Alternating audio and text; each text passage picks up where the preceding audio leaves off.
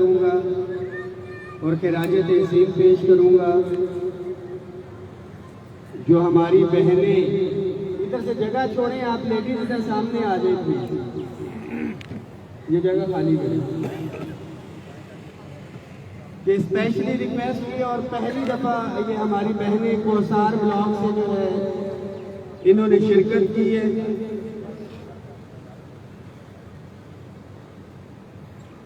और बड़ा गिला किया उन्होंने कहा कि बाजवा साहब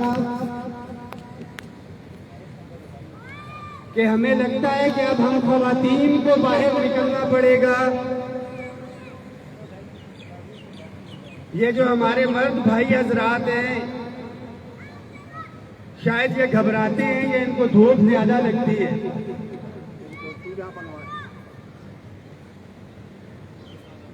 सेक्रेटेरिएट के तकरीबन 8 से 10 हज़ार हमारे मुलाजमीन हैं।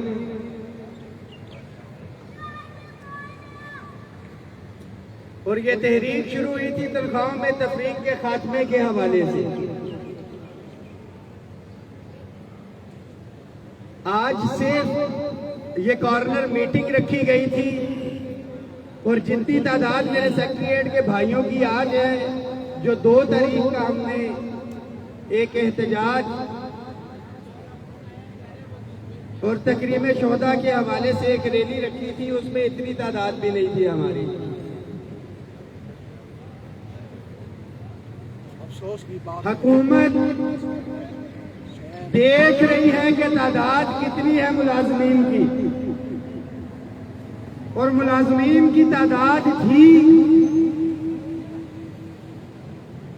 तो अमली तौर पे मेरा ग्रेड 1 से लेके 22 और जो इस वक्त 16 के साथी इधर मौजूद है, क्योंकि 17 से ऊपर के हमारे अफसरान जो कि महरूम थे एग्जेक्टिव अलाउंस भी ले चुके, प्राइवेट सेक्रेटरी स्पेशल सेक्रेटरी हजरात को 100% स्पेशल अलाउंस भी मिल गया। हमारा खत्म कर दिया सर। मैं बात कर लूं तो फिर या किसी ने करनी है तो आ जाए।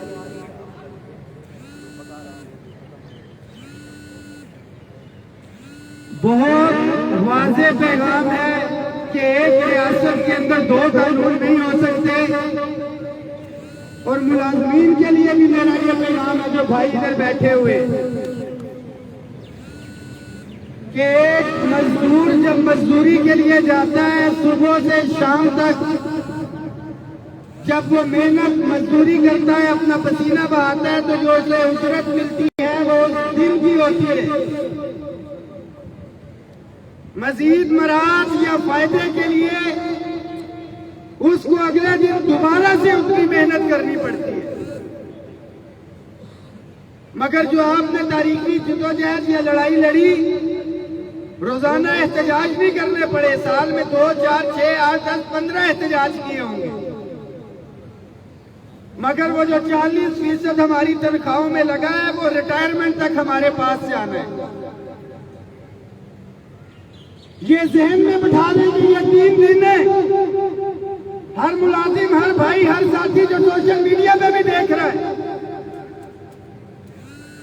कि अगर आप उस मजदूर की तरह भी मेहनत करेंगे तो जो फायदा आपको मिलेगा वो रिटायरमेंट तक और उसके बाद एडहॉक रिलीफ अलाउंसेस हम होंगे, वो आपके जब तक आप जिंदा रहेंगे वो तब तक मरात आपको या आपके अहले खाना को मिलती रहेंगी। तो हमें संजीदगी का मुजाहरा करना है, अपने साथ ईमानदारी करनी।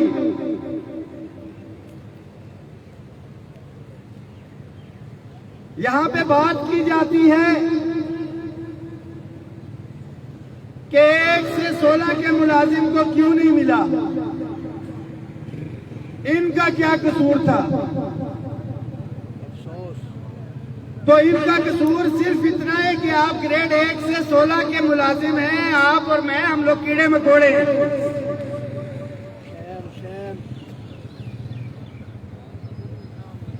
और ये जो हाथी जो तकसीम कर रहे थे, जब लेने की बारी थी तो ये एग्जेक्टिव भी उस वक्त हमारे साथ मिलके ये महरूम डिप्राइव्ड अफसरान थे, मगर जब देने की बारी आई तो ज्यादती की गई, 1 से 16 के मुलाजमीन को छोड़ दिया गया। तनख्वाहों में तफरीक खत्म करो, तनख्वाहों में तफरीक खत्म करो, तनख्वाहों में तफरीक खत्म करो। कदम बढ़ाओ रहमान बाजवा। सिर्फ मीटिंग है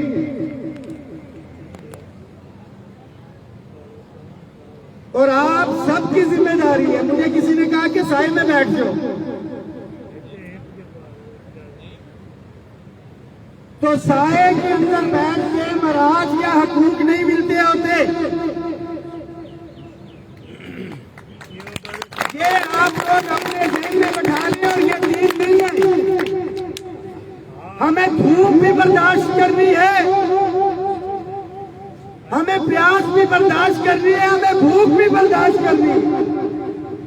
मगर बर्दाश्त नहीं करना, बर्दाश्त नहीं करना तो नाइंसाफी किसी सूरत में हम लोग बर्दाश्त नहीं करेंगे।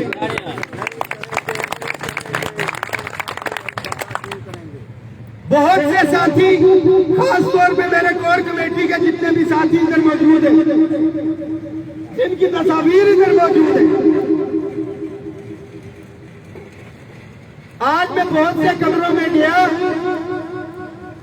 तो वहां पे आज की मीटिंग के हवाले से मुझे बताया गया कि मैसेज ही कन्वे नहीं किया गया। ये मैं एक एक कमरे में खुद को 7 ब्लॉक में भी बी और सी ब्लॉक के अंदर और एक ब्लॉक में सिर्फ 2-2 फ्लोर घूमा।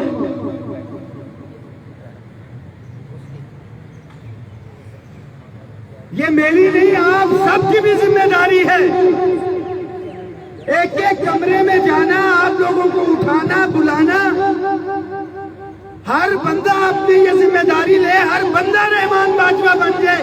मैं देखता हूं कि बजट से पहले कल रिलीफ क्यों नहीं मिलता आपको, मगर हमारा अलमिया कि हम दफातर में तो बैठते हैं, कैंटीन में तो बैठते हैं, घरों में तो बैठते हैं, एक दूसरे के साथ मीटिंग्स करते हैं और ये कहते हैं कि नाइंसाफी हो गई। क्या इस नाइंसाफी के खिलाफ हम लोग बाहर निकले?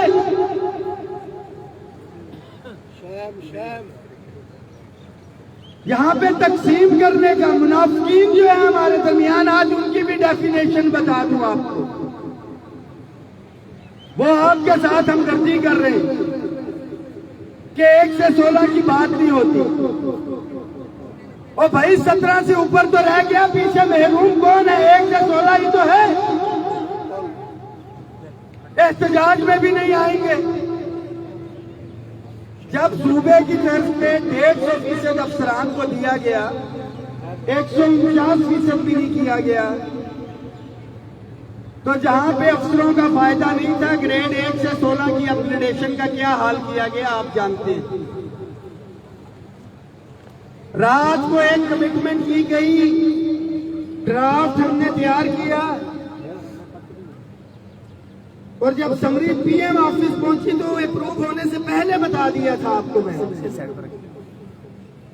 कि यूडीसी का ग्रेड 13 असिस्टेंट को 16 दे के मराद जो है पीछे सुपरिटेंडेंट का नहीं किया गया। क्लास 4 के साथियों को 2 स्केल तो दे दिए गए अलाउंसेस पिछले।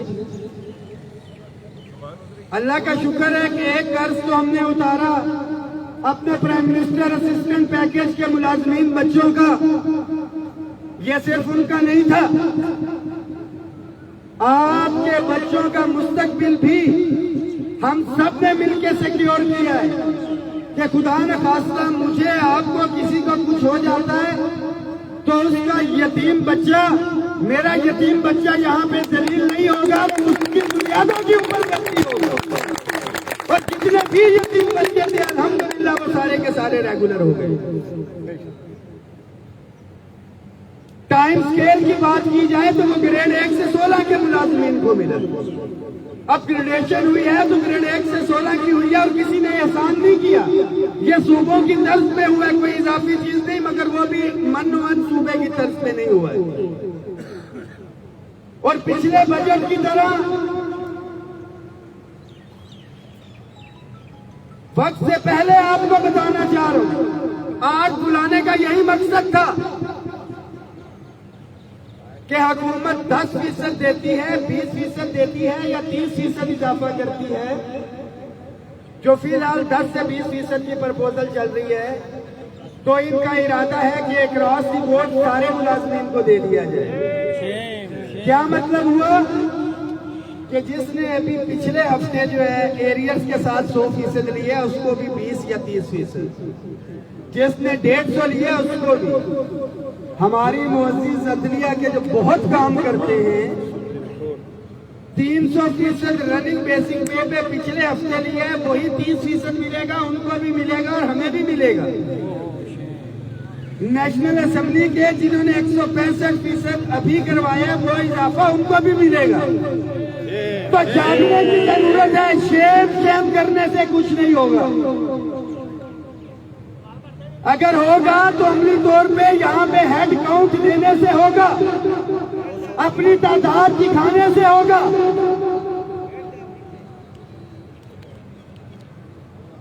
यहाँ पे बातें तो बहुत की जाती हैं, कोई आए और आके बात करे ला इलाहा इल्लल्लाह मुहम्मदुर रसूलुल्लाह। मैंने अपने क्लास 4 और 1 से 16 की अपग्रेडेशन या दीगर मामलात के लिए इनके घुटनों को, इनके पैरों को भी हाथ लगाए कि खुदा का वास्ता है कि इनको मराद दे दो, मगर ये नौबत क्यों आई? इसलिए कि मेरे पीछे मेरी तादाद नहीं थी, मुलाजिम बाहर नहीं बैठा हुआ, इसलिए मुझे घुटनों को हाथ लगाने पड़े। और मुझे उसमें कोई हाल नहीं है कि मेरे झुकने से, घुटनों को हाथ लगाने से अगर मेरे मुलाजिम को कोई रिलीफ मिलता है तो मैं इसमें कोई हार महसूस नहीं करूंगा। नारे तकबीर। मगर जब मुझे पता है कि मेरे मुलाजिम की एक बड़ी तादाद बाहर मौजूद है, तो फिर घुटनों को हाथ लगा के बात नहीं होगी, फिर आंखों में आंखें डाल के बात होगी और टांग पे टांग रख के बात होगी। और आने वाले बजट में ये नाइंसाफी हमने वाज़े तौर पे बता भी दिया। नारे तकबीर, नारे रिसालत, नारे हैदरी, जमान अली बाजवा, बाजवा तुम कदम बढ़ाओ। तहरीरी तौर पे लिख के दे दिया।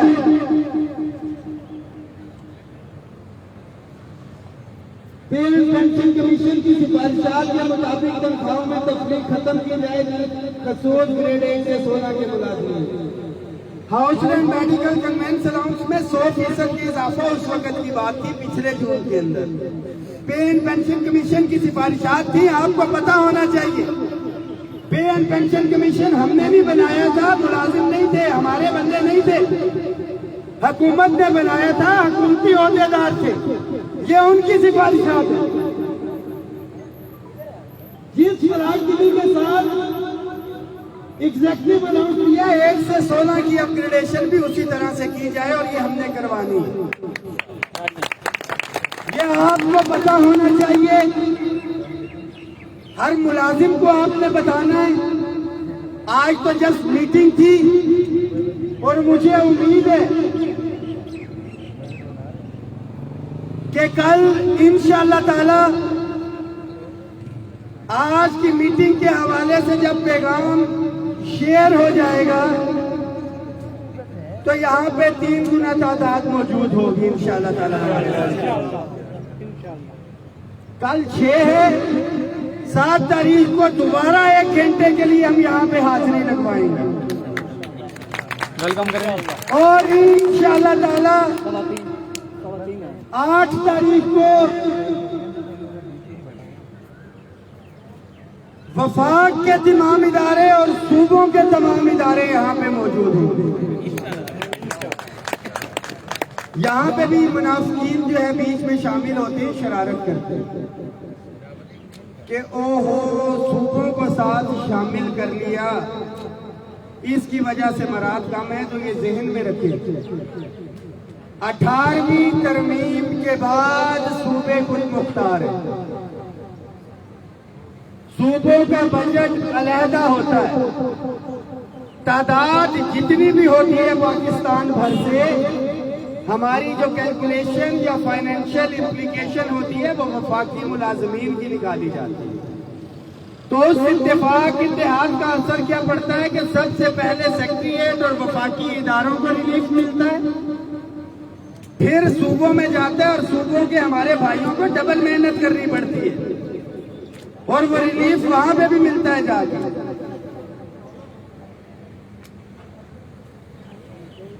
तो ये चीज जहन में रखें कि ये 3 दिन बहुत अहमियत के हामिल है।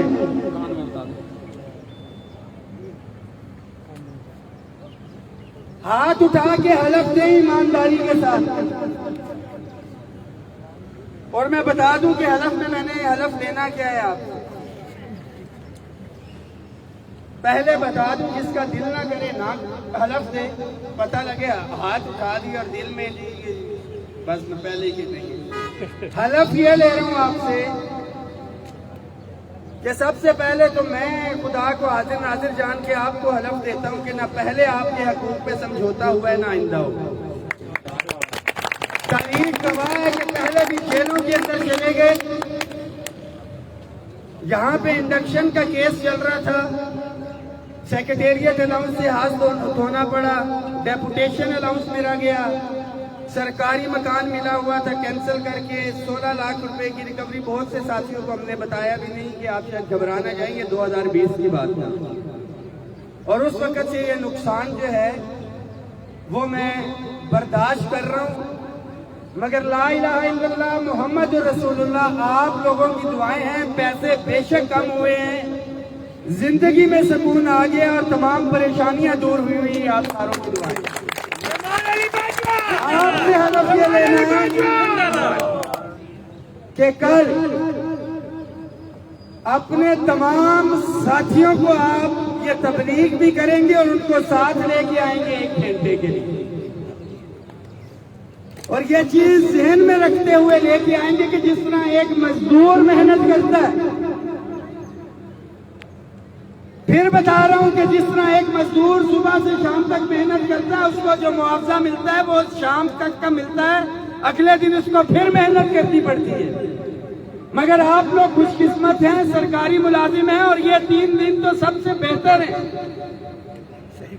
जिस तरह रमजान में शबे कदर होती है, बजट तनख्वाहों के हवाले से ये 3 दिन सबसे ज्यादा अफजल है कि इसी के अंदर आपकी तनख्वाहों के मुस्तकबिल का फैसला होना है और 3 दिन के बाद रिलीफ मिलना है आपको, जो रिटायरमेंट तक साथ जाना है।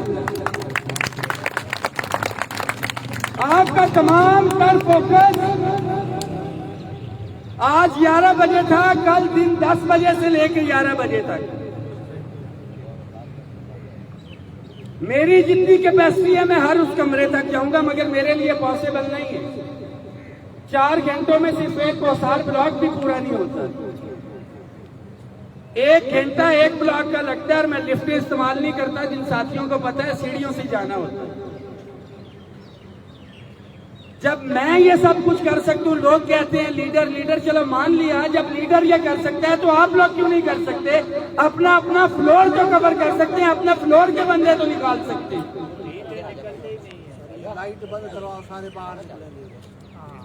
अफसरान का भी जो ये भी ज़हन में रखें, मखसूस अफसरान ने तो जब एग्जेक्टिव अलाउंस हो गया तो बाकी एक्स कैडर के अफसरान थे, उन्होंने एहतजाज करके लिया और एहतजाज भी था, मुकम्मल पेन डाउन था। एहसन इकबाल उनके मिनिस्टर थे, वो बुलाते रहे, उन्होंने कहा आपको फारिग करेंगे, हम एस्टेब्लिशमेंट से नए बंदे ले लेंगे। मगर वो 20 थे, 50 थे, 100 थे, 250 थे कि राजे तहसील पेश करता हूँ। उन्होंने मिनिस्ट्री ऑफ प्लानिंग का काम रोक के रखा था, नहीं किया काम, तो गवर्नमेंट घुट्टों पे आई और फिर उनको दिया गया। तो ये ज़हन में रखें, ऐसा नहीं हो सकता कि ग्रेड 17 से ऊपर के अफसरान का एहतजाज हलाल हो, उनको बरात मिले और मेरे 1 से 16 के खिलाफ कोई कार्रवाई करे। ऐसा किसी सूरत में नहीं हो सकता और ना ही होने देंगे। सबसे इम्पोर्टेंट चीज, अल्हम्दुलिल्लाह हम लोग गैर सियासी थे, गैर सियासी हैं और गैर सियासी रहेंगे। हम हर उस मामले में हुकूमत के साथ रहे हैं। रेड जोन में अगर सैलाब था तो हमने कैंप लगाया। 5 फरवरी यौम यकजहती कश्मीर थे तो हम वहां पे भी मौजूद थे। यौम शोहदा तकरीम था तो हम वहां पे भी मौजूद थे रेड जोन में, और दफा 144 में मौजूद थे। तो कश्मीर के लिए, तकरीम शोहदा के लिए तो हम दफा 144 में रेड जोन में आ सकते हैं। तो ये हमारा दफातर है। अपने और अपने बच्चों के जायज आईनी हक के लिए भी आ सकते हैं और पुरअमन है, गैर सियासी है, कोई हमें नहीं रोक सकता। ईमानदारी के साथ कल जो भरपूर मेहनत करेगा, अपने आप को रहमान बाजवा समझ के, प्यार मोहब्बत इखलाक के दायरे में रहना, ये नहीं कि गुस्सा करते हुए हमने लेके आना है, तमाम साथियों को लेके आना है। सिर्फ वो साथी हाथ खड़ा करके हलफ देंगे, और मैं भी हलफ दे रहा हूँ कि आपके हकूक पे समझौता नहीं होगा, कि जो तमाम साथियों को लेके आएगा, मैं खुदा को हाजिर नाजिर जान के, वो मेरे भाई का हाथ नहीं है, माजूर है, उसने फिर भी उठाया, और इन भाइयों की मेहनत से, इनके जज्बे से इंशाअल्लाह ताला रिलीफ मिलेगा। कल दिन 10 बजे अपने और अपने बच्चों के जायज आईनी हकूक के लिए गैर सियासी रहते हुए, पुरअमन रहते हुए, अपने हर मुलाजिम भाई को पैगाम कन्वे करूंगा और हर सूरत में उसको साथ लेके आऊंगा। अब जाते जाते मीटिंग थी, ऊपर हमने बताना भी है कि हम आए थे। हर बंदे की आवाज आनी चाहिए।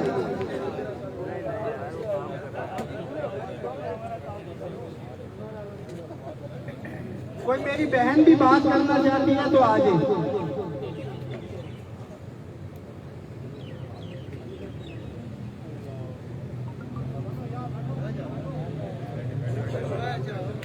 उन्हें पता है, उन्होंने तर्क बातें करनी है, और जो दफ्तरों में बैठे हैं उनकी फिर इज्जत नफ्स मजरू हो जानी है कि बादशाह साहब ने जानबूझ के क्लास करवाई है। आवाज सबकी आनी चाहिए। नारे तकबीर, नारे रिसालत।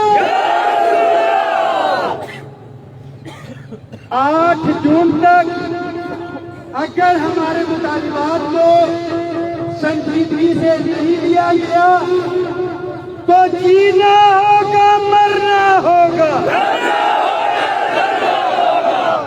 आवाज नहीं आई है, उठी के बाद आवाज नहीं आई है। ये आवाज हर कमरे से पहुंचनी चाहिए, खिड़कियां में फैलानी चाहिए।